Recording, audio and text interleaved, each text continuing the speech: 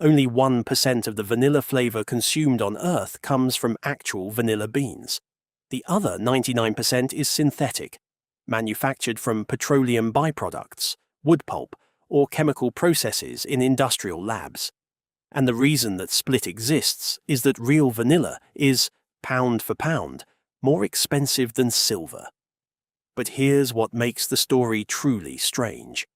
The entire global supply of natural vanilla, every bean in every ice cream, every extract in every bakery, exists because of a technique invented by a 12-year-old enslaved boy on a volcanic island in the Indian Ocean. A gesture so simple it can be performed with a stick and a thumb. A gesture that created a billion-dollar industry, and the boy who invented it died in poverty without a single franc of recognition. This is the most improbable origin story in the history of food. Vanilla is an orchid, not a bean, not a seed pod in the way most people imagine. It's a vine that produces one of the only orchids on Earth that generates an edible fruit. The Totonac people of present-day Mexico were the first to cultivate it, long before the Aztecs conquered their territory. They believed the vanilla orchid was a sacred gift from the gods. When the Aztecs absorbed the Totonacs in the 15th century, they adopted vanilla immediately, mixing it with cacao, chili, and sometimes achiote to create a bitter, spiced drink reserved for royalty and warriors. They called it tlilxochitl, black flour, a reference to the dark cured pods.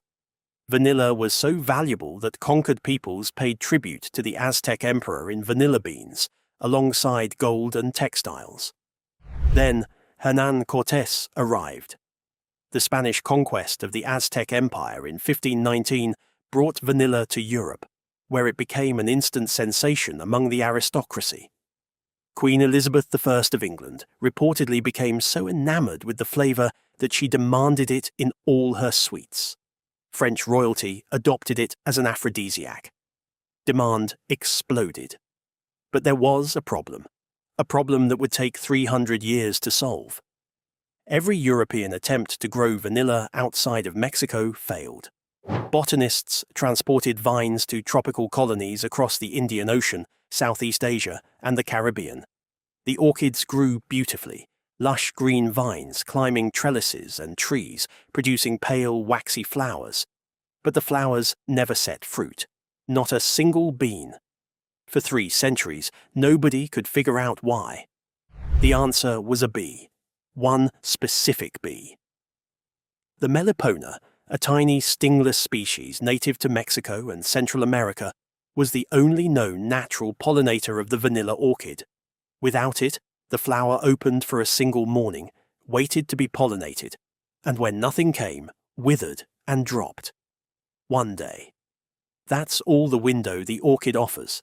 If pollination doesn't happen within those hours, the flower is gone and no bean will form. Europe had the vines. Europe had the climate in its tropical colonies. Europe did not have the bee. And without the bee, 3 centuries of vanilla cultivation produced exactly nothing. Professional botanists tried to crack the puzzle. In 1836, Belgian professor Charles Morin successfully hand-pollinated a vanilla flower using a microscope and tiny scissors. It worked, but the process took 20 minutes per flower and required laboratory precision, completely useless for agriculture. Vanilla remained a Mexican monopoly, and the price stayed astronomical. Then, in 1841, on a tiny volcanic island called Réunion in the Indian Ocean, a child solved what the entire European scientific establishment could not. Edmund Albius was born into slavery in 1829. His mother died giving birth to him. His enslaver, Ferréol Bellier Beaumont, taught the boy the basics of botany and horticulture, how to graft plants, how flowers reproduced. Beaumont had vanilla vines on his property. Like every other European grower, they never produced beans. At the age of 12, Edmund discovered how to pollinate vanilla by hand. Using a thin stick or blade of grass, he lifted the rostellum, the tiny membrane separating the male anther from the female stigma inside the flower, and with his thumb, pressed the 2 organs together. The gesture took seconds. It required no tools beyond a splinter and a fingertip, and it worked every time. The technique, le geste d'Edmond, Edmond's gesture, spread across Réunion within months, then to Madagascar, then to Comoros, Tahiti, and Indonesia. Every vanilla-growing region outside of Mexico adopted it. Within a decade, Réunion's vanilla production exploded from nearly zero to a major export industry. The island's collapsing economy was rescued by a child's observation. Many refused to believe it. A prominent French botanist named Jean-Michel Claude Richard claimed he had taught the technique to Albius, a claim that was investigated and publicly rejected by Beaumont himself, who confirmed the discovery was entirely Edmond's. A 1938 French novel depicted Albius as possessing the clumsiness of an ignorant insect. The resistance to crediting an enslaved black child with a major botanical breakthrough persisted well into the 20th century. Edmond was freed from slavery in 1848. He received no payment, no royalties, no recognition of any kind for his contribution. He was later imprisoned for theft, a charge common among formerly enslaved people with no economic support, and died in poverty in 1880 at the age of 51. The billion-dollar industry his gesture created never sent a franc in his direction. Today, le geste d'Edmond is still used. Every single natural vanilla bean produced outside of Mexico is pollinated by hand, one flower at a time, using essentially the same technique a 12-year-old invented on a volcanic island 185 years ago. Madagascar now produces roughly 80% of the world's natural vanilla. Each season, approximately 40 million vanilla flowers are pollinated by hand across the island's northeastern Sava region. The flowers bloom once a year, for a single day, often just a few hours in the morning. Farmers move through the vines at dawn, locating the pale blooms and performing Edmond's gesture as quickly as possible before the window closes. Miss the morning, and the flower is lost for the entire year. After pollination, the green pods take 9 months to mature, the same gestation as a human pregnancy. Then comes curing. The beans are blanched in hot water, wrapped in cloth, sweated in wooden boxes, and sun-dried over a process that takes 4 to 6 months.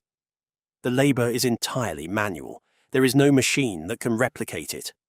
From pollination to finished product, a single vanilla bean represents over a year of continuous human attention, and that labor has made vanilla one of the most dangerous crops on Earth. When global prices spiked above $600 per kilogram in 2017 and 2018, briefly surpassing the price of silver, Madagascar's vanilla farms became targets. Organized criminal gangs descended on the Sava region, raiding farms at night, stripping vines, and stealing entire harvests. Farmers began sleeping among their crops with machetes. Some hired private security. Others formed armed vigilante patrols. The violence escalated rapidly. Suspected thieves caught by communities were beaten, stoned, and in documented cases, burned alive. Reports describe an average of 5 vanilla-related killings per week during the worst periods. Local government officials were accused of working with the gangs, supplying vehicles, and facilitating exports of stolen beans. The comparison drawn most often by those inside the trade was to cocaine, a crop so valuable it warps everything around it. The crisis had a second casualty: quality. Farmers began harvesting beans at 7 or 8 months instead of 9, sacrificing the aroma that develops only in the final weeks of maturation. They couldn't risk waiting. A mature bean stolen the night before harvest represents an entire year of work and income, gone in seconds.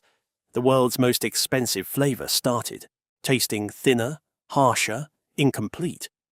High-end pastry chefs noticed immediately. Meanwhile, the synthetic vanilla industry quietly supplies the other 99%. Synthetic vanillin, the primary flavor compound in vanilla, can be manufactured from guaiacol, a petroleum derivative, lignin, a byproduct of the wood pulp industry, or eugenol, extracted from clove oil. It costs between $10 and $15 per kilogram. Natural vanilla extract costs hundreds. The two share one chemical compound in common, but real vanilla contains over 250 additional aromatic compounds that synthetic vanillin doesn't replicate. The difference in a side-by-side taste test is subtle. The difference in complexity, especially in baking, is significant. Most consumers have never tasted real vanilla. The vanilla in commercial ice cream, soft drinks, yogurt, and baked goods is almost always synthetic. The flavor you associate with vanilla, the baseline flavor of Western dessert culture, is a petroleum derivative. The real thing is rarer, more complex, and orders of magnitude more expensive. And it only exists because a 12-year-old lifted a membrane with a stick. Vanilla is the world's most popular flavor. It is the foundation of ice cream, the backbone of pastry, the default scent of candles, perfumes, and air fresheners. It is so ubiquitous that vanilla has become slang for plain, ordinary, boring. Nothing about its history is any of those things. It was sacred to the Aztecs, impossible for Europeans to grow for 300 years, unlocked by an enslaved child who died without recognition, harvested by hand one flower at a time in a 24-hour window, cured over months of painstaking labor, and fought over by armed gangs in one of the poorest countries on earth. The most familiar flavor in the world, the least ordinary story behind it.